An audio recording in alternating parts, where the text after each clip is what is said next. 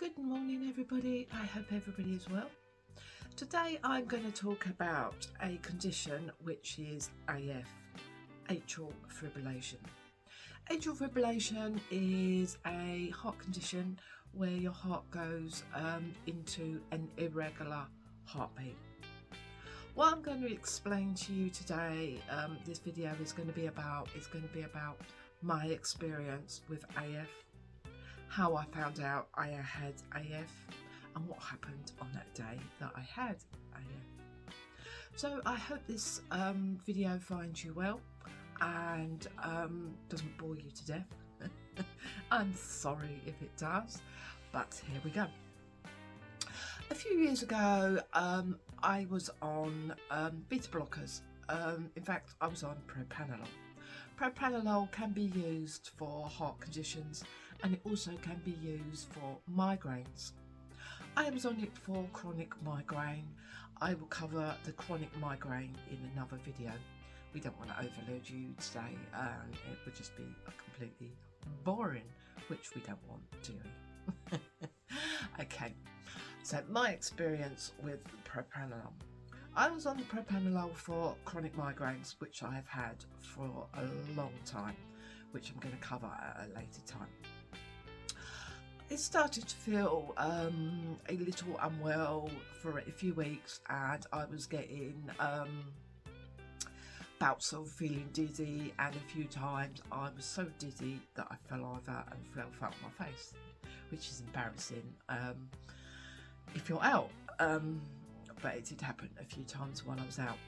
So I decided that I best contact my GP and explain, sorry, I can't get comfortable.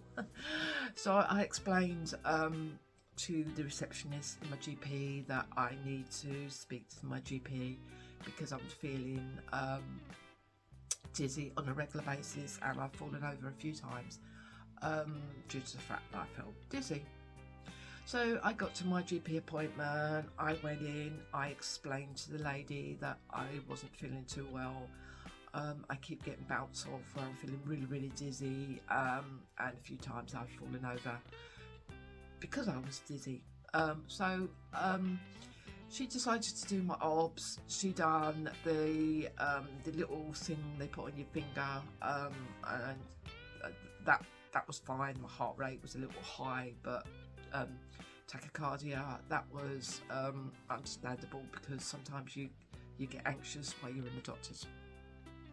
Then she done my blood pressure, and she said my blood pressure is dangerously low.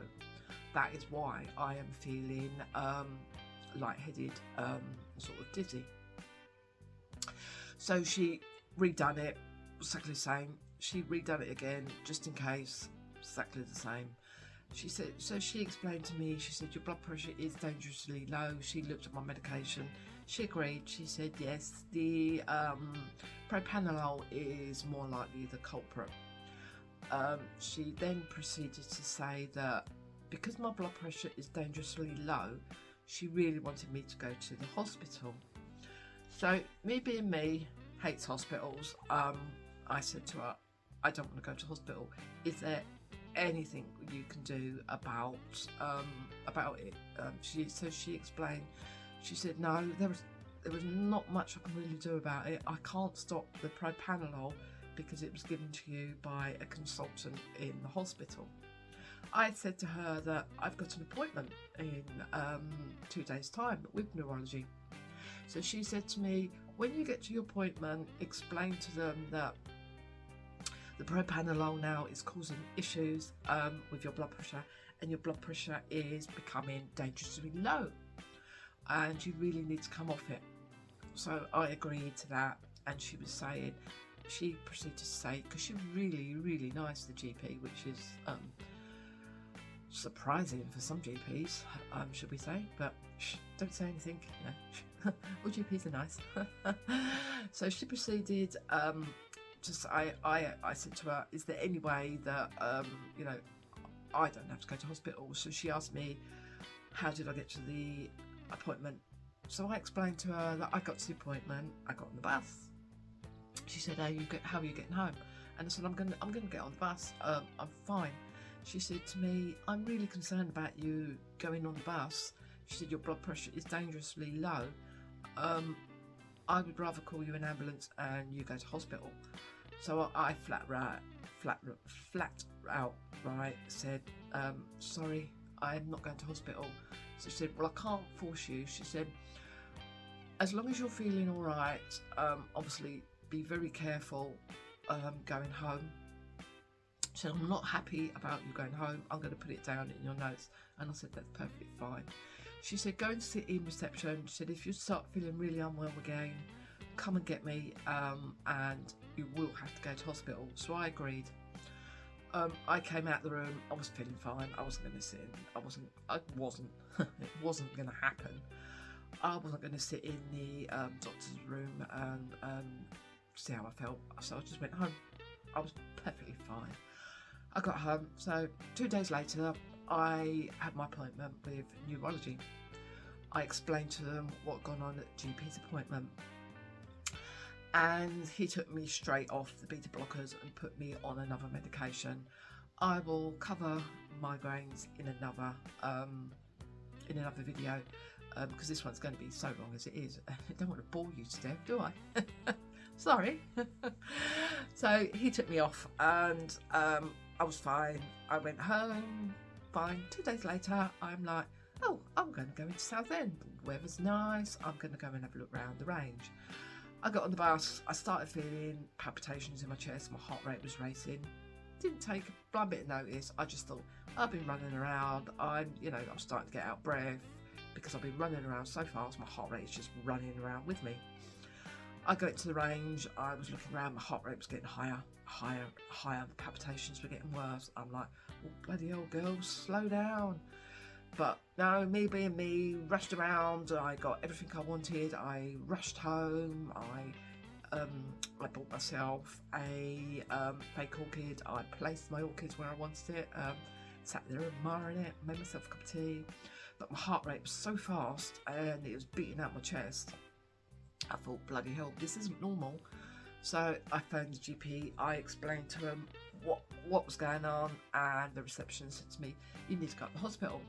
So me being me, I said, no, I really don't. I said, I was up there week before last. I had an ECG done, and I was told that I've got a really good, strong heart. So it's not my heart. So she agreed. She went and spoke to the doctor, and she said to me, the doctor said, can you come in for 2:30? And at the time it was 12:30. And I said, yes, that's fine. I can come in. So I got off the phone, I sat down, my heart was beating at my chest, it was racing so much, I was starting to get a bit worried. Sat down, had a cup of tea, the phone rang, and it was the receptionist from the doctor's saying to me, the doctor said, could you possibly come in at 2:00 instead of 2:30 and have an ECG done? So I said, yes, that's fine. So I got off the phone. Then I had to run around to get ready to go to the GP because they'd moved it forward. So I got on the bus again. Well, I walked to the bus stop. I got on the bus feeling pretty unwell by then. I got to the GP, sat my bum down. Then they called me. My heart rate was going really hard. My chest was banging. I'm still putting it down because I'm rushing around so much. I don't stop. Then I got into the GP, the nurse's room. She put all the ECG stickers on me, and she done the ECG. She done it once. I moved, so I was moving because my heart rate was racing so much, and I get when I'm stressed, I get tremors, so that was causing problems with the ECG.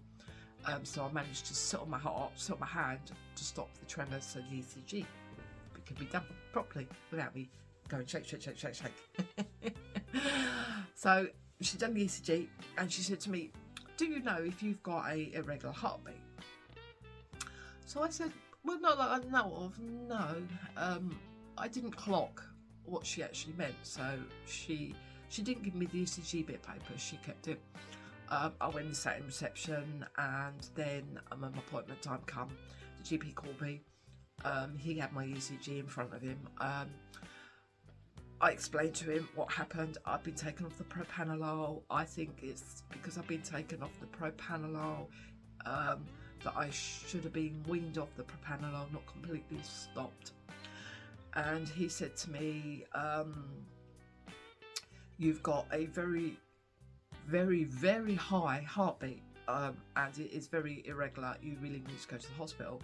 So I said to him, no, it's fine. I don't need to go to the hospital. I'm perfectly fine. So he said to me, what do you want me to do? So I said to him, me being me, I said, put me back on the propanolol and wean me off over a few weeks, because you're not supposed to be just stop medication, because I've been doing Googling, as we do. And then so he said, that's not going to work. He said, you really need to go to hospital. He said, your heart rate is dangerously high and it's very irregular. And I'm like, no, I'm fine, it'll be fine. So in the end, he managed to persuade me to agree to go to the hospital. So he said, can you go and sit in the reception waiting room area while I found an ambulance? I'm like, oh right, okay. I said, do we really have to have an ambulance? Can't I just go on my own? He's like, no, you can't. So I went and sat in reception. An ambulance come. They found out what room, which GP had phoned for an ambulance. They went into the GP room. They had their ambulance trolley outside the room. They called me in.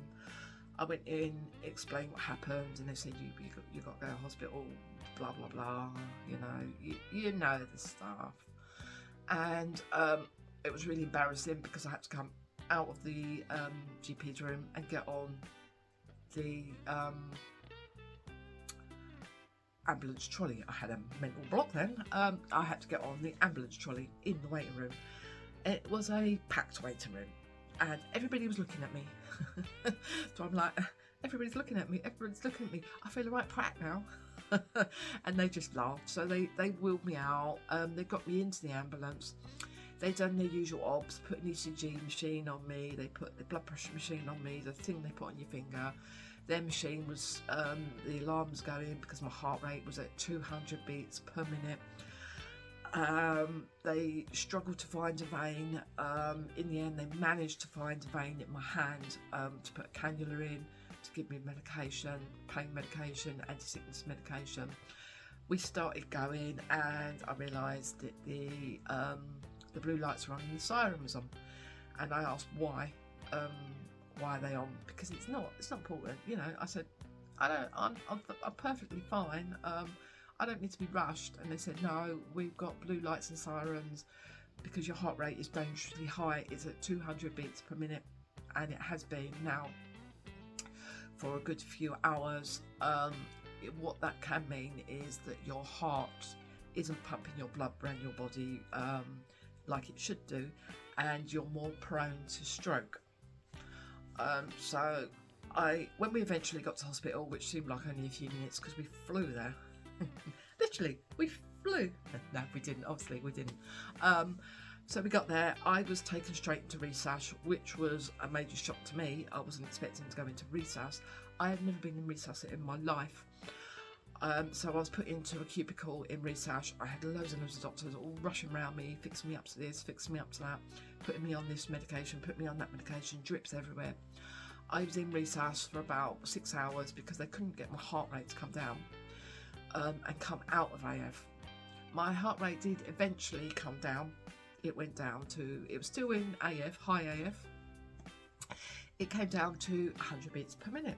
So they said that because my heart rate is starting to come down to not 100 beats, 150 beats per minute. Sorry, it came down to 150 beats per minute. So they said with your heart rate is now coming down and you're more stable, you can go into majors, and then we'll put you onto a ward. So I went into majors. I was fixed up to their machines. The alarm was still going off because my heart rate was still tachycardia, which is obviously a high heart rate because it was still at 150 beats per minute. At one point the nurse came in and she put me on oxygen because she said my oxygen levels have gone down quite low.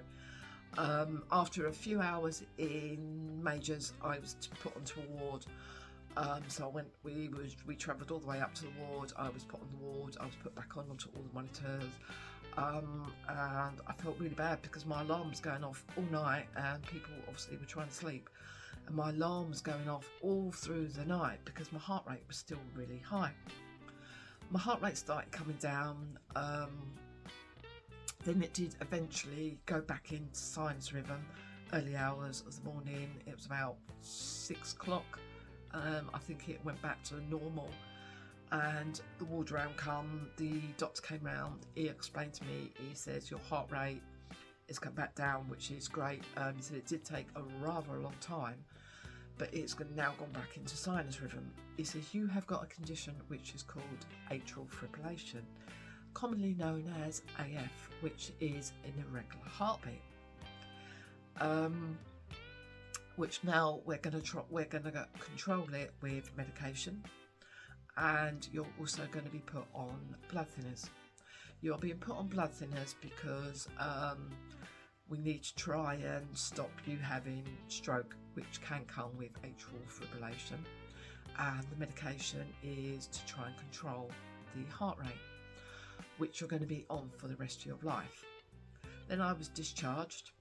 I have now been on medication to control my heart rate, different medications. I've tried lots of different ones, which I will cover in another video, and I'm still on blood thinners, which I'm going to be on for the rest of my life. But all this being said, this was my experience. AF, you can live with AF. It can cause problems from time to time, but don't let it ruin your life. It's one of them conditions that you will have to live with for the rest of your life.